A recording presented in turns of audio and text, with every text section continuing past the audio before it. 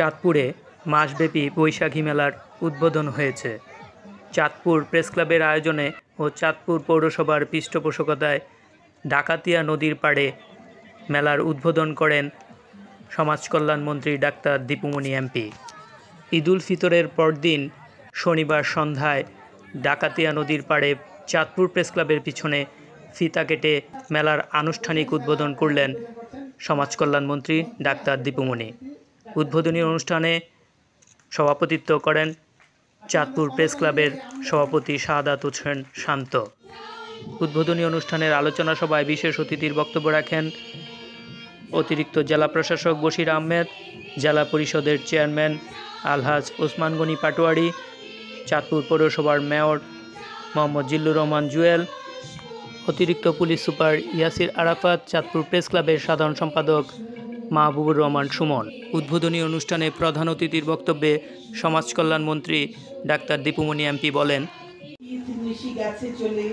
চিরবিদায় বার্তা বলে কোন আধারের গভীর তলে রেখে স্মৃতি লেখা, এসো এসো ওগো নবীন, চলে গেছে জীর্ণ মলিন, আজকে তুমি মৃত্যুবিহীন মুক্ত সীমারেখা।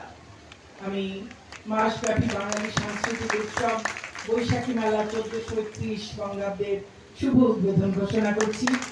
সবার নতুন বছর সুন্দর হোক, মঙ্গলময় হোক, আনন্দময় হোক।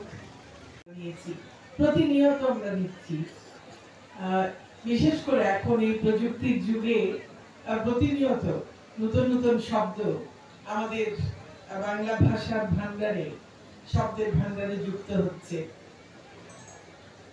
এই যে এরকম একটি ভাষার আমরা মানুষ, এই ভাষাভাষী বাংলা ভাষাভাষী বাঙালি মানুষ, এবং আমরা যে বাংলায় আমাদের জন্ম, সে বাংলার ভূপ্রকৃতি এমন যে আমরা এই নদী বিধৌত এই শ্যামল বাংলার মানুষ, আমাদের মননে, আমাদের হৃদয়ে, সব জায়গায় তার একটা ছাপ খুব স্পষ্ট। আমাদের সুদীর্ঘকালের যে ইতিহাস, সেই ইতিহাসে অবশ্য আমরা বেশিরভাগ সময়টাই, প্রায় পুরো সময়টাই আমরা পরাধীন ছিলাম, কিন্তু আমরা স্বাধীন হতে চেয়েছি, বারবার চেয়েছি, বারবার সংগ্রাম করেছি, রক্ত দিয়েছি। তার একটা বিশাল সমৃদ্ধ ভান্ডার রয়েছে। আমাদের ভাষা সেটি জীবন্ত একটি ভাষা, এত গতিশীল।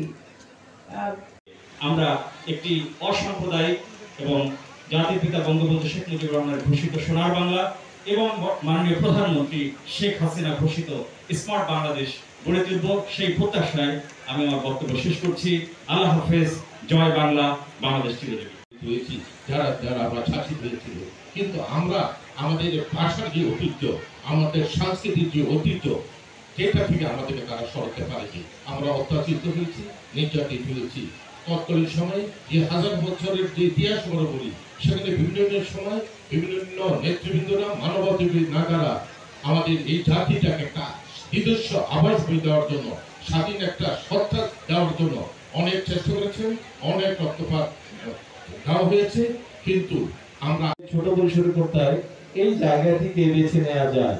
এবং ওনার সমর্থনে, ওনার পরামর্শে কিন্তু আমরা তখন আলোচনা করলাম সবাই মিলে যে এই মাতৃতেই এবারের পয়লা বৈশাখের উৎসবটি হোক, এবং যেহেতু বড় একটি জায়গা পাওয়া গেল, সেটি মাসব্যাপী হোক।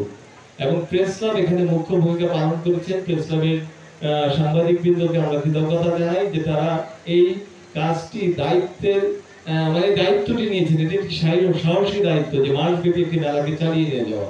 সেখানে পৃষ্ঠপোষকতার জায়গায় আমরা পৌরসভা এগিয়ে এসেছি।